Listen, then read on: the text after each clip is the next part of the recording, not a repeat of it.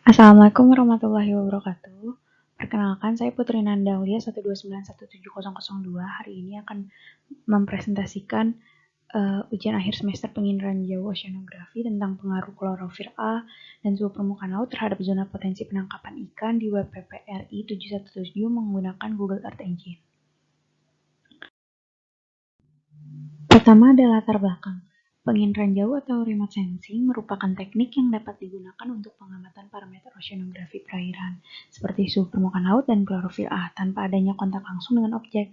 Teknik penginderaan jauh memiliki kemampuan yang tinggi dalam menganalisis area yang luas dan sulit ditempuh sehingga pengambilan data lebih efisien dibandingkan dengan pengambilan data lapangan.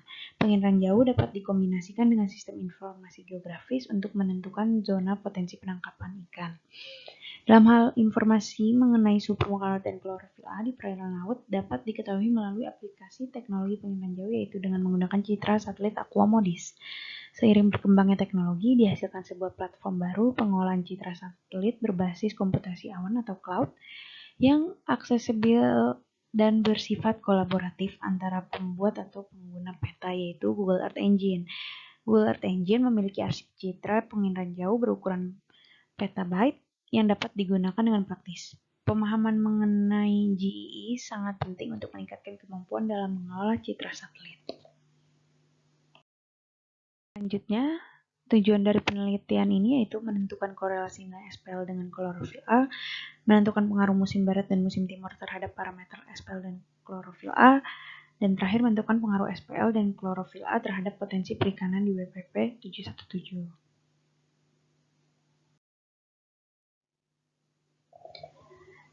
Selanjutnya ada teori dasar. Di sini mencakup GE, SPL, klorofil A, dan MODIS. GE atau Google Earth Engine adalah sebuah platform berbasis cloud yang menawarkan analisis data lingkungan berskala dunia. Komponen utamanya adalah dataset, kemampuan komputasi yang lebih dari perangkat, API. Ini Google Earth ini menawarkan API dengan menggunakan JavaScript dan Python. Selanjutnya ada code editor. Tujuan dari Earth Engine ini adalah menjalankan pengembangan algoritma interaktif yang bersifat global, mendorong kemampuan big data dalam remote sensing hingga ke ujungnya, menawarkan ilmu pengetahuan yang berdampak dalam menggunakan big data, membuat proses substansial pada tantangan global terkait dengan data geospasial yang sangat besar. Lalu, suhu permukaan laut merupakan faktor pengaruh yang mempengaruhi kehidupan biota yang hidup di dalam laut, terutama untuk kehidupan ikan. Perubahan suhu yang cukup drastis akan mempengaruhi bahkan menghilangkan kehidupan biota yang ada di suatu wilayah perairan. Nah, pergerakan ikan juga sangat dipengaruhi dengan adanya perubahan suhu yang drastis, di mana hal ini sangat berhubungan dengan kemampuan beradaptasi dari suatu makhluk hidup. Selanjutnya, klorofil A. Klorofil A adalah salah satu tipe klorofil yang paling umum terdapat pada tumbuhan. Klorofil A digunakan sebagai indikator untuk mengetahui keberadaan fitoplankton. Fitoplankton merupakan organisme kecil yang hidupnya melayang-layang atau terapung pada kolom perairan. Fitoplankton yang berada pada lapisan cahaya sangat berguna untuk membantu proses fotosintesis di perairan. Sebagian fitoplankton seperti hal ini terdapat pada perairan dangkal dikarenakan cahaya matahari masih memungkinkan menembus lapisan perairan. Klorofil A mampu menyerap cahaya biru dan hijau sehingga keberadaan fitoplankton dapat diketahui melalui kemampuan klorofil A tersebut.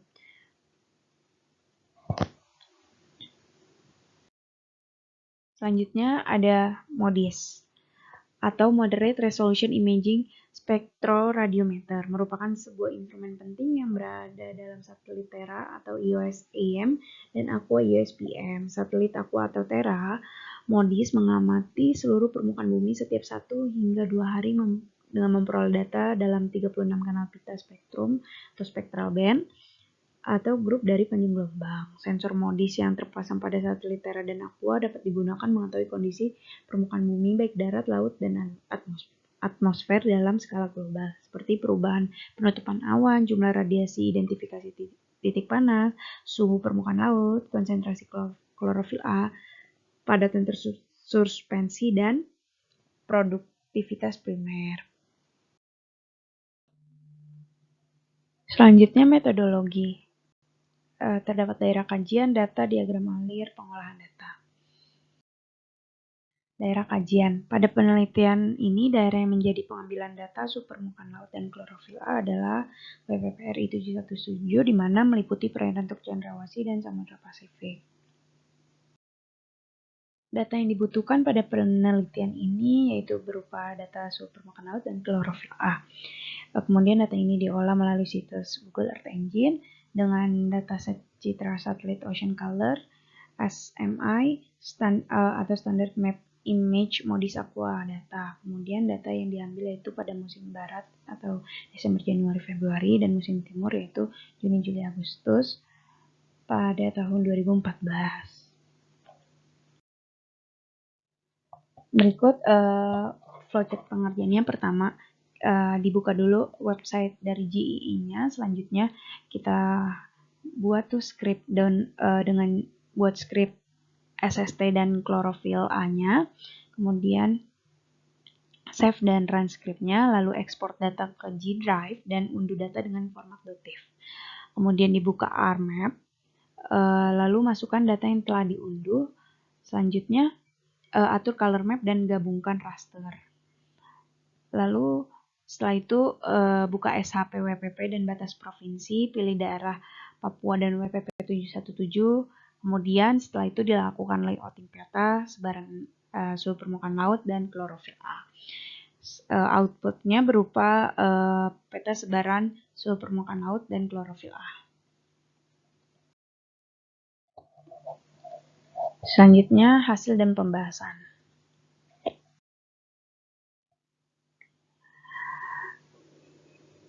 Menurut Aldrian, tahun 2008, wilayah Indonesia bagian timur khususnya Maluku dan Papua bagian utara memiliki pola iklim yang sama sekali berbeda dengan wilayah Indonesia. Wilayah Indonesia bagian timur ini memiliki pola antimonsunal yang dicirikan dengan puncak musim hujan yang terjadi di tengah tahun dan bukan di akhir tahun seperti pola monsunal umumnya. Perbedaan pola ini disebabkan oleh pengaruh arus laut hangat yang terjadi di utara Papua yang berhubungan dengan laut di sebelah barat Peru sehingga mempengaruhi proses konveksi. Adanya pengaruh arus laut terhadap proses konveksi menunjukkan bahwa proses di laut dan di atmosfer saling mempengaruhi.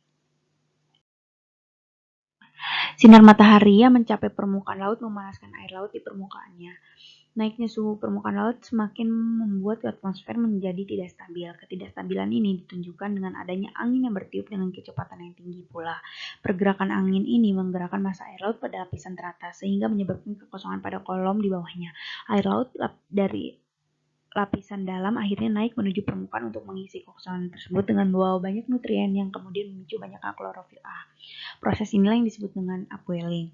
Selain oleh angin, keberadaan klorofil di laut juga dipengaruhi oleh suhu permukaan laut. Konsentrasi klorofil A yang banyak cenderung berada di daerah dengan suhu permukaan laut yang rendah atau dingin. Di daerah penelitian yang diambil yaitu perairan utara, Papua cenderung memiliki suhu permukaan laut yang lebih hangat sehingga dapat diperkirakan bahwa konsentrasi klorofil A-nya rendah. Berikut merupakan plot sebaran SPL atau suhu permukaan laut saat musim barat dan musim timur di tahun 2014. Nah, selama bulan Juli sampai Agustus, ini terlihat terjadi penurunan SPL. Hal ini memungkinkan disebabkan oleh pengaruh angin musiman yang kuat seperti diungkapkan oleh Wirki dan Birowo dan Ilahude tahun 1987 menyatakan bahwa selama musim tenggara, Laut Banda dan sekitarnya mengalami upwelling yang cukup intensif ditandai dengan penurunan SPL di wilayah tersebut. Sedangkan selama periode musim barat laut mengalami penghangatan dan terjadi pendalaman lapisan termoklin atau downwelling. Kemudian berdasarkan parameter klorofil A pada musim barat nilainya lebih rendah dibanding saat musim timur. Konsentrasi klorofil tinggi terlihat berasal dari wilayah perairan sekitar utara Papua. Jejak klorofil ini terlihat mirip dengan sirkulasi arus pantai Papua atau New Guinea Coastal Current seperti yang dideskripsikan oleh Lucas dan kawan-kawan, di mana arus pantai Papua mengalir ke barat dan barat laut di sepanjang pantai utara Papua, kemudian berbelok atau retrofleksi ke timur untuk bergabung bersama arus Mindanao membentuk ASCU atau North Equatorial Counter Current atau NECC. Menurut Sprintal Anton Zek, sifat miskin klorofil pada lapisan permukaan di wilayah oseanik perairan ini dikarenakan terhambatnya intrusi massa air kaya nutrien dari lapisan di bawahnya atau pertengahan untuk naik ke permukaan akibat tertahan lapisan gendala atau barrier layer yang terbentuk akibat kuatnya gradien salinitas atau halogen yang berada di atas lapisan termoklin.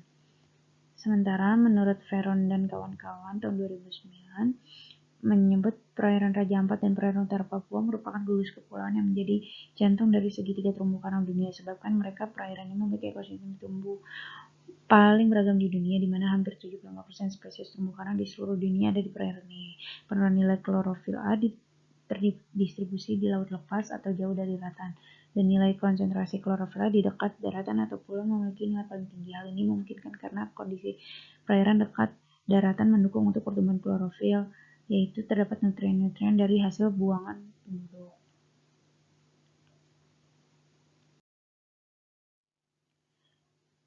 Berikut gambar koordinat tangkapan skipjack tuna di perairan utara Maluku atau Papua. Nah, berdasarkan jurnal referensi, gambar tersebut merupakan sebaran koordinat tangkapan skipjack tuna yang menggunakan kapal Porcine di utara Maluku sampai Papua, yang merupakan wilayah pengelolaan Pasifik Barat dan Tengah. Berdasarkan gambar tersebut, ditunjukkan bahwa lokasi-lokasi di mana kapal Porcine melakukan penangkapan berada terkonsentrasi di sabuk klorofil A permukaan tinggi. Hal ini memungkinkan disebabkan oleh sifat biologis skipjack tuna yang merupakan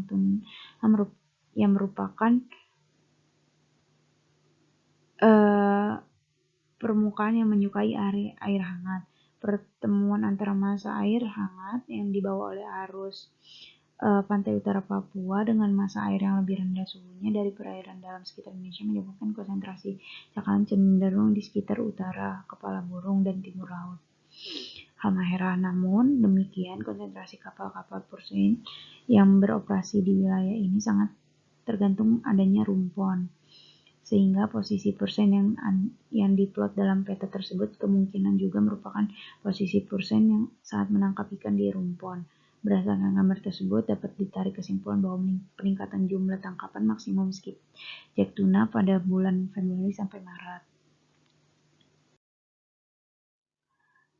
Kesimpulannya, korelasi nilai SPL dan klorofil A dapat menentukan daerah upwelling. Jika SST rendah dan konsentrasi klorofil A tinggi dapat mengidentifikasi fenomena upwelling. Musim timur terjadi fenomena upwelling. Pengaruh upwelling terhadap potensi perikanan di WPP 717 yaitu ketika terjadi upwelling maka produksi ikan meningkat. Hal ini karena saat upwelling terjadi kenaikan massa air ke lapisan yang membawa banyak nutrien. Penurunan nilai konsentrasi klorofil A terdistribusi di laut lepas dan nilai konsentrasi klorofil A di dekat daratan atau pulau memiliki nilai paling tinggi. Hal ini kemungkinan karena kondisi perairan dekat daratan mendukung untuk pertumbuhan klorofil A, yaitu terdapat nutrien-nutrien dari hasil produk buangan.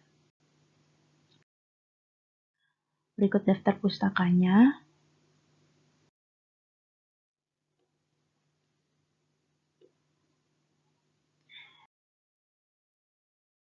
Cukup sekian dari saya, kurang lebihnya mohon dimaafkan. Wassalamualaikum warahmatullahi wabarakatuh. Terima kasih.